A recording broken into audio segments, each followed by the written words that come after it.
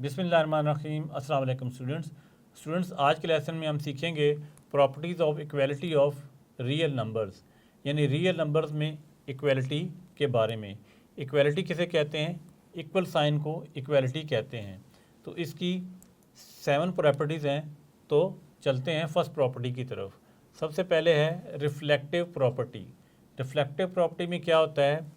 A is equal to a, यानी कोई number जो है वो अपने नंबर के ही इक्वल होता है। For all a belongs to real number, और वो नंबर जो है रियल नंबर होना चाहिए।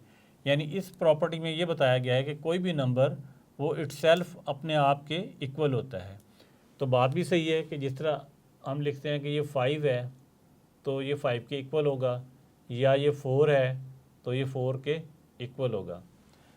तो ये बताने का मकसद ये है कि इक्वेशन के दोनों तरफ हम इक्वल नंबर लिख सकते हैं। इधर अगर 5 है तो ये भी 5 के इक्वल होगा, ये 4 है तो 4 के इक्वल होगा। यानी कोई नंबर अपने आप के इक्वल होता है। तो पहली प्रॉपर्टी है रिफ्लेक्टिव प्रॉपर्टी। सेकंड है सिमेट्रिक प्रॉपर्टी। इसमें है if a is equal to b then b is equal to a, यानी अगर कोई नंबर दूसरे नंबर के इक्वल हो तो दूसरा नंबर पहले नंबर के भी इक्वल होगा। For all a comma b belongs to real number, और वो दोनों जो नंबर हैं वो रियल नंबर होने चाहिए। इसकी एग्जांपल लेते हैं। फ़र्ज़ करते हैं ये 3 है और ये इक्वल है 2 + 1। 2 + 1 में इसलिए लिख रहा हूँ कि ये डिफरेंट लगे, क्योंकि नहीं जब सम किया जाए तो आंसर तो इसका 3 होगा।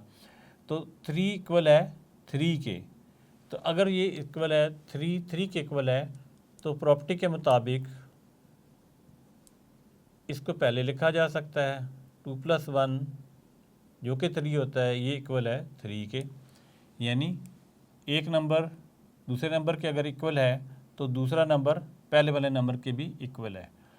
2 + 1 इसलिए मैंने लिखा है ताकि ये थोड़ा सा आपको डिफरेंट नज़र आए। इसमें ए जो है आपका 3 है और बी जो है 2 + 1 है, यानी वो भी 3 ही है। तो पहले अब हमने लिख दिया है बी जो कि है 2 + 1, और फिर बाद में लिखा है ए जो कि है 3। यानी कोई नंबर दूसरे नंबर के इक्वल होगा तो दूसरा नंबर पहले नंबर के इक्वल होगा। ये प्रॉपर्टी कहलाती है सिमेट्रिक प्रॉपर्टी। थर्ड नंबर पे प्रॉपर्टी है transitive property. If a is equal to b and b is equal to c then a is equal to c for all a comma b comma c belongs to real number. यानी अगर कोई a number b के equal हो और B number जो है सी के equal हो, यानी एक नंबर ए बी के इक्वल है और बी किसी और नंबर के इक्वल है, तो फिर ए जो है वो सी के भी इक्वल होगा। तो इसको एग्जांपल से समझते हैं। मतलब यहाँ मैं लिख लेता हूँ 4 लिखता हूँ, ए है, और बी है हमारा 3 + 1। 3 + 1 भी एक रियल नंबर ही होता है। तो 3 + 1 में इसलिए लिख रहा हूँ ताकि ये थोड़ा डिफरेंट नज़र आए, वरना इसकी वैल्यू तो 4 ही है। ए हमारा हो गया 4, बी हो गया 3 + 1 जो कि एक इकट्ठा नंबर है ये। अब ये दोनों इक्वल हैं। तो अब तीसरा नंबर जो सी है उसे हम फ़र्ज़ कर लेते हैं कि वो 8 है। तो मैं आगे लिखता हूँ, बी की जगह हमने क्या लिखा था 3 + 1। 3 + 1 इज़ इक्वल टू, अब इसे लिखना है 4 के इक्वल। 2 + 2 ये भी डिफरेंट नंबर बना देते हैं, ये इसके इक्वल है। अब यहाँ पे देखें a is equal to b, a 4 है, बी जो है 3 + 1 है, यानी ये भी 4 है, ये दोनों इक्वल हैं। And b is equal to c, b हमने क्या रखा था नंबर 3 + 1 और ए रखा था 4। तो बी हमारा आ गया 3 + 1 और सी के इक्वल है। ये सी किसके इक्वल है? हम करते हैं 2 + 2 यानी ये भी 4 है। तो इसका मतलब है कि फिर ए है सी के भी इक्वल होगा। तो हमारा ए क्या है 4 और सी क्या है, सी अभी हमने यहाँ पे लिखा है 2 + 2, तो यहाँ लिखते हैं 2 + 2। तो इसका मतलब है कि हमारा जो ए है ये सी के भी इक्वल है। यहाँ मैं लिख भी देता हूँ, ये ए है और ये सी है, और यहाँ ये बी है और ये सी है। तो इस ट्रांजिटिव प्रॉपर्टी हमने सीखा कि अगर कोई नंबर ए बी के इक्वल हो और बी जो है किसी और नंबर के इक्वल हो तो ए जो है वो दूसरे नंबर के भी इक्वल होगा।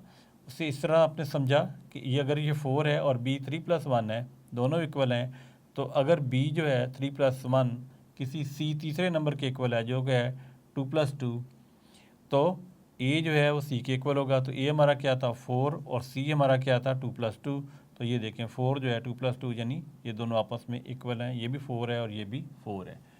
नेक्स्ट है एडिटिव प्रॉपर्टी। एडिटिव प्रॉपर्टी में क्या है, if a is equal to b then a plus c is equal to b plus c for all a b c belongs to real number.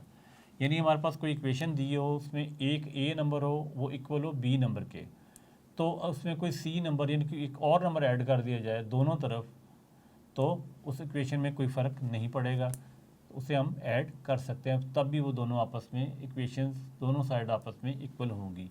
इसकी example ले लेते हैं। a की जगह हम लिख देते हैं 5 और b की जगह लिख देते हैं 2+3। 2+3 को इकट्ठा करें तो 5 ही बनता है, ये एक नंबर है। डिफरेंट लिखने के लिए मतलब ये है कि डिफरेंट ज़रा लगे ये b है, वरना ये 5 ही है। अब a हमारा b के इक्वल है और इसके अंदर मैंने कोई एक नंबर डालना है और c, तो a की जगह मैंने क्या लिखा था 5, c लिख देते हैं, फ़र्ज़ करें 8, और b हमने क्या लिखा था 2+3 जो कि 5 ही है, 2+3, और c हमने क्या लिखा है 8। अब इनको सॉल्व करके देख लेते हैं कि क्या ये इक्वल हैं। 5 और 8 होता है 13, और यहाँ 2 3 5 प्लस 8 क्या हो जाएगा 13। तो आपने देखा कि हमने जो एक जैसा नंबर दोनों तरफ ऐड किया 8 सी के तौर पे, वो उससे इक्वेशन में कोई फ़र्क नहीं पड़ रहा, इक्वेशन इक्वल है। तो इस प्रॉपर्टी हमने ये सीखा कि कोई दो नंबर आपस में बराबर हों तो उसके अंदर एक सेम नंबर को दोनों तरफ ऐड किया जा सकता है। नेक्स्ट है नंबर 5 पे multiplicative property. If a is equal to b then ac is equal to bc for all a b c belongs to real number. यानी अगर कोई नंबर a b नंबर के इक्वल हो तो उसको हम किसी c नंबर के साथ दोनों तरफ मल्टीप्लाई कर सकते हैं। इसकी भी एक एग्जांपल ले लेते हैं। यहाँ हम लिखते हैं a हमारे पास 7 और b हमारे पास 6 + 1 यानी कि 7। अब हमने क्या करना है, दोनों तरफ मल्टीप्लाई करना है किसी ऐसे नंबर से जो सेम हो c के तौर पे। हम यहाँ लिखते हैं a की जगह 7 लिखा, ये a था हमारा, और b हमारा था 6 + 1 यानी कि 7 ही। a 7 लिखा, c की जगह हम लिख देते हैं 5, मल्टीप्लाई हो रहा है, और b हमारा क्या था, b हमारा था 6 + 1 यानी कि 7 ही, और c हमने क्या लिखा है 5, c हमारा क्या है 5। अब ये सॉल्व कर लेते हैं। 7 5 = 35 और 6 + 1 7, 7 को 5 से मल्टीप्लाई करें तो क्या आएगा 35, यानी इक्वेशन दोनों तरफ इक्वल है। तो इस प्रॉपर्टी में हमने ये सीखा कि अगर दो नंबर a और b आपस में इक्वल हों तो उससे तीसरे किसी नंबर से दोनों तरफ जब मल्टीप्लाई करते हैं तब भी इक्वेशन बैलेंस रहती है, और ये प्रॉपर्टी कहलाती है मल्टीप्लिकेटिव प्रॉपर्टी। नंबर 6 पे है cancellation property for addition. If a + c is equal to b + c then a is equal to b, for all a b c belong to real number. यानी हमारे पास एक equation हो a + c is equal to b + c, तो इसमें हम cancellation करें अगर c की तो a is equal to b answer आएगा। एग्जाम्पल से समझते हैं। a हमारे पास है 5 और c हमारे पास है 8, और b हमारे पास है 4 + 1 यानी 5 ही है ये, और c हमारे पास क्या है 8। अब इसमें अगर हम प्लस करें -8 को, इधर ही प्लस करें -8 को, यानी c को कैंसिल आउट करें तो आंसर ए बी आएगा। तो हम ऐसे लिखते हैं 5 + 8 + -8, और इधर 4 + 1 जो कि है b 5 के इक्वल +8, और यहाँ पे हम प्लस कर दें इसके अंदर -8, तो यहाँ आगे इसका आंसर लिखते हैं प्लस माइनस क्या हो जाएगा माइनस, और +8 -8 कैंसिल आउट हो जाएगा, तो आंसर क्या आएगा 5, और 5 हमारा ए था आपने देखा है। फिर नेक्स्ट क्या है, plus minus minus, +8 -8 cancel out हो जाएगा, और आंसर क्या आएगा 4 + 1 इज इक्वल टू 4 + 1 और 4 + 1 हमारा क्या है 4 + 1 हमारा b है और a हमारा क्या है 5 ये जो यहाँ पे हमने इसे 5 का नाम दिया। तो इस प्रॉपर्टी को कहते हैं cancellation property for addition. Next property है नंबर 7 पे कैंसिलेशन प्रॉपर्टी फॉर मल्टीप्लिकेशन, यानी कैंसिलेशन प्रॉपर्टी है जिसमें कैंसिलेशन कर सकते हैं मल्टीप्लिकेशन के लिए। तो इसमें क्या है if a c is equal to b c and c is not equal to zero, यानी सी ज़ीरो के इक्वल नहीं होना चाहिए ये सेम नंबर, क्योंकि अगर ये ज़ीरो के इक्वल होगा तो ये दोनों साइड पे मल्टीप्लाई होने के बाद ज़ीरो हो जाएगा। Then a is equal to b, यानी दोनों तरफ अगर कोई सेम नंबर हो तो वो कैंसल आउट हो जाएगा और आंसर बच जाएगा a is equal to b for all a b c belongs to real number. इसी एग्जांपल ले लेते हैं। हम कहते हैं जी ए जो है हमारा है वो 5 है और जो सी है हमारा वो है 7। इधर हम लिखते हैं कि बी जो हमारा है 4 + 1 है, यानी है तो वो इसी के इक्वल ए के, लेकिन उसने 4 + 1 लिख दिया ताकि ये डिफरेंट लगे। बी हो गया 4 + 1, ए हो गया हमारा 5, सी हो गया 7 और अगला सी क्या है सी भी, ये भी 7 है। तो अब हमने 7 को कैंसिल आउट करना है।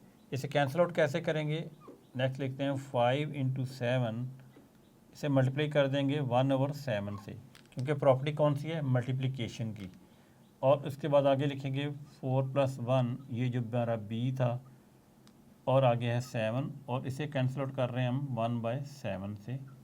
ये इससे कैंसिल आउट हो गया, ये इससे कैंसिल आउट हो गया।